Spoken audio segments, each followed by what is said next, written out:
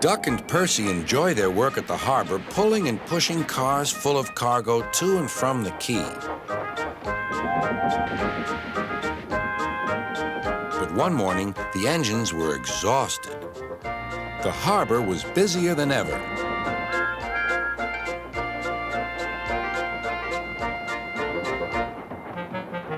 Sir Topham Hatt promised that another engine would be found to help them. "Huh, it's about time," said Percy. "I ache so much I can hardly get my wheels to move," agreed Duck. They waited for the engine to arrive. It came as a shock when he did. "Good morning," squirmed Diesel in his oily voice. The two engines had not worked with Diesel for a long time. "What are you doing here?" gasped Duck.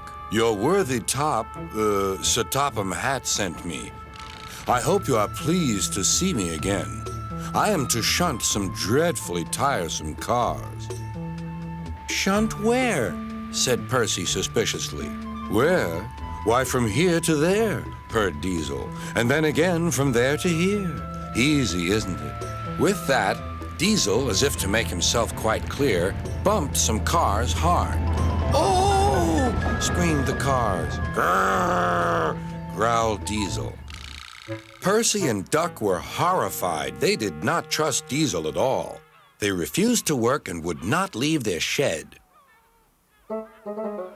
Sir Topham Hatt was enjoying his tea and iced bun when the telephone rang. "So there's trouble in the harbor yard? I'll be there right away." Diesel was working loudly and alone. Cargo lay on the quay. Ships and passengers were delayed. Everyone was complaining about Sir Topham Hatt's railway. Percy and Duck were sulking in their shed. "What's all this?" demanded Sir Topham Hatt. "We're on strike, sir," said Percy nervously. "Yes," added Duck. "Beg pardon, sir, but we won't work with Diesel, sir." "You said you sent him packing, sir." "I have to give Diesel a second chance," replied Sir Topham Hatt. "I'm trying to help you by bringing Diesel here. Now you must help me.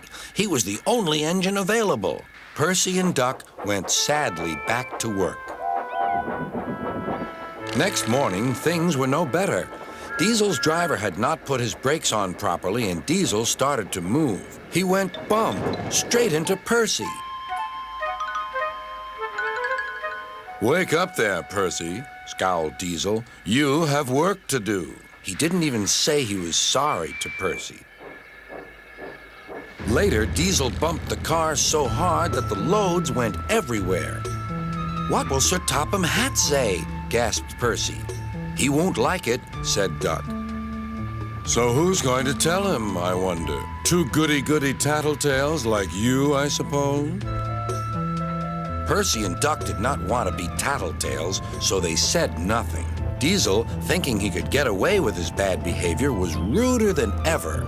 Next day, he was shunting freight cars full of china clay. He banged the cars hard into the buffers, but the buffers weren't secure.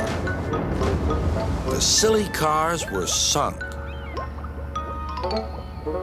Sir Topham Hatt heard the news. The cars were hoisted safely from the sea, but the clay was lost. Sir Topham Hatt spoke severely to Diesel. "The harbor master has told me everything. Things worked much better here before you arrived.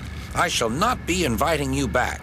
Now, Duck and Percy, I hope you won't mind having to handle the work by yourselves again." "Oh, no, sir. Yes, please, sir," replied the engines. Whistling cheerfully, they puffed back to work, while Diesel sulked slowly away.